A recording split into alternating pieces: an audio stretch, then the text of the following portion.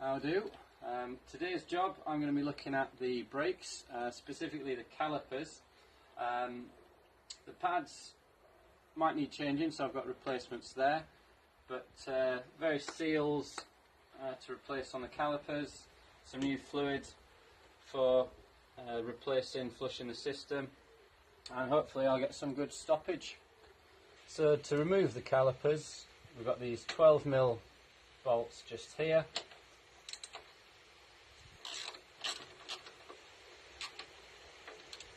A little bit rusty jobbins. That'll do. So it turns out that that one doesn't want to come off because it's all gone roundy. So we've got some Irwin's the old nut grabbers that should hopefully get a grip. Freedom!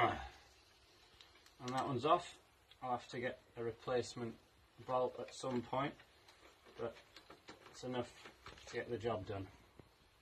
Got both of the bolts out of there, and the caliper is free to a good home,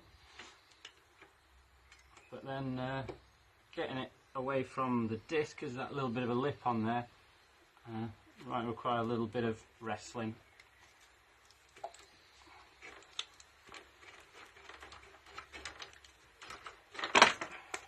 And away.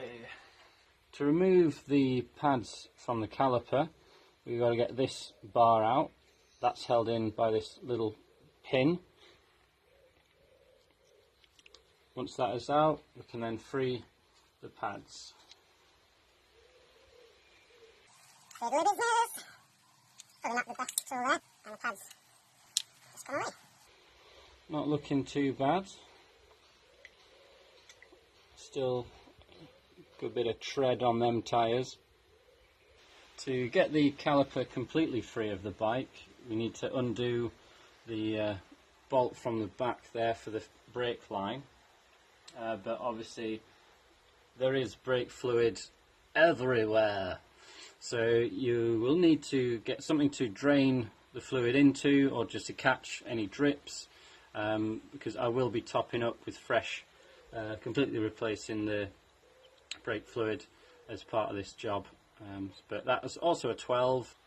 That's the hose removed, and so there is a bit of fluid there to let out, but a lot more of that is going to be behind these pistons. But you can kind of see, or hopefully can see, where the seal has pretty much decided to move home. Yeah. Get out of my seal. So they will need replacing because they're pretty much shonk. At this point, you want to be reaching for your official piston removal kit. If, like me, you don't have one of those, you get a lovely piece of rubber from your S&M kit, and one of these every job tools, and you want to make sure that you do not make any marks or score the outside of the piston, because that will affect that seal and your braking ability. So using that on the outer edge and getting a grip and just giving a bit of a wiggle to free it out. If it's proving particularly stubborn, we have the luxury of resorting to an air compressor to try and blow the piston out of the caliper. But if you've got like a bike pump or something like that, you can try the same, just using that sort of extra pneumaticism minimizer process to get them out. So another bit of bodging. We've got this bit of cardboard there, or you could use a block of wood, just to kind of catch the pistons should they decide to launch out at rocket velocity. But we'll give it a whirl. Pow! That one came out. Explosion! So we'll deal with that one and then come back for the other. Well, that's certainly got the first one shifted.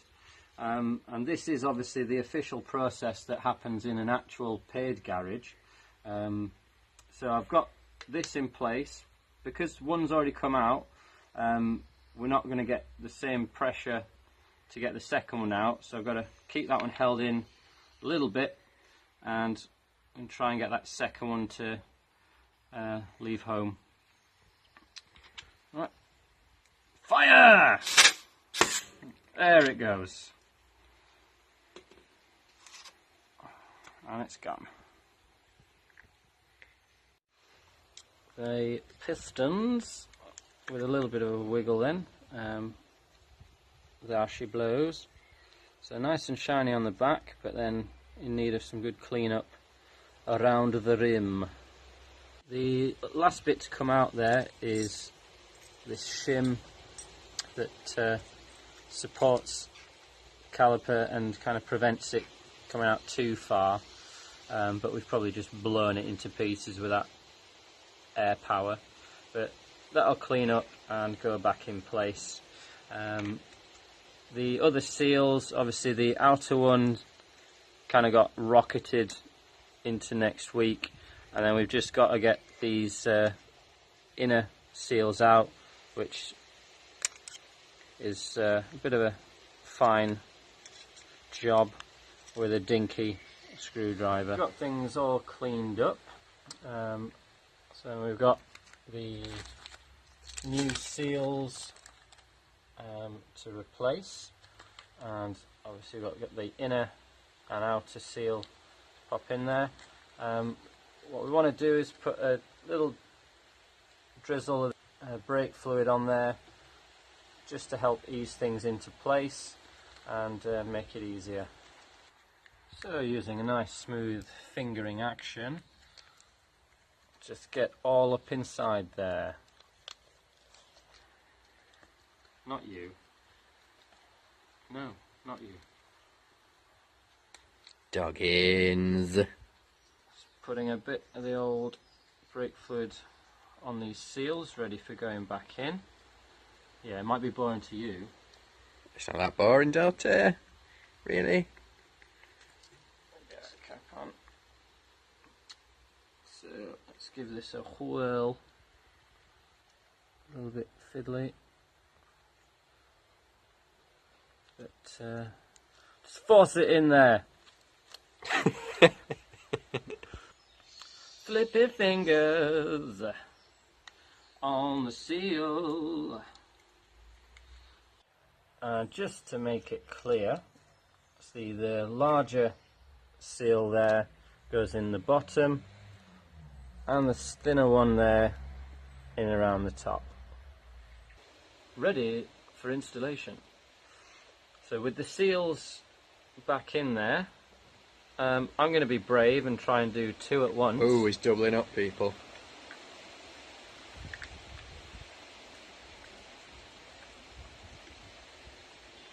If that doesn't get you excited, then nothing will. Ooh! It is just a case of giving a bit of a squeeze, and that one's in nicely there. Bit of a jiggle around, and they're both back in, seemingly seated quite nicely. Perfecto! Little clip again of a little clip. Just get that one in there, give a little press, and that's going to live there forever. When you're refitting your pads, you want to make sure you've got some good old copper grease on the back there. Still has plenty on from before, so I'm going to leave it as is. Feel free to spooge on a bit extra for yourselves.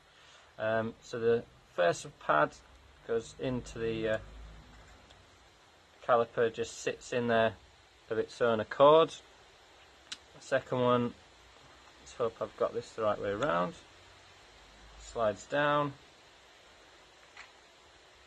refit that pin, goes through all the pads,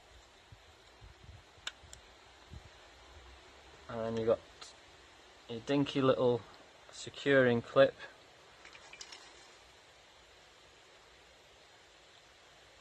We're going to feed in there, and it's probably going to ping off somewhere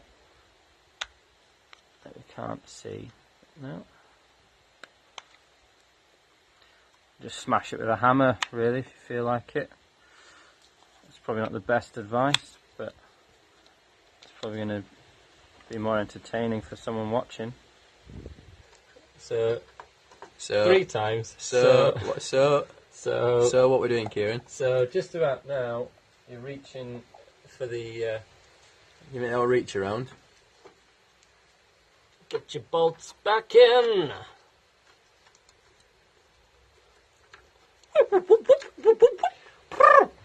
That's it. All the power tools.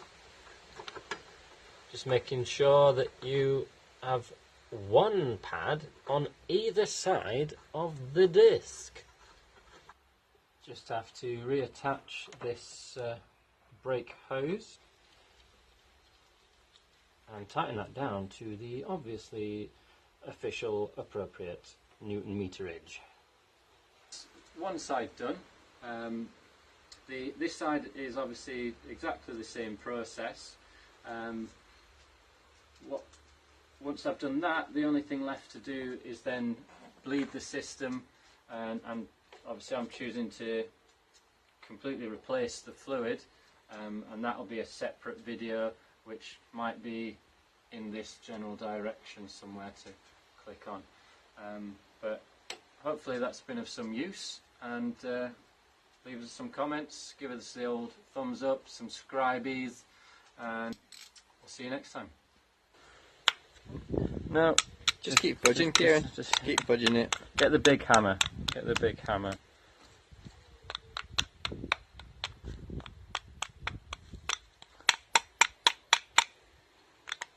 Get it. Get it, John. Ta-da!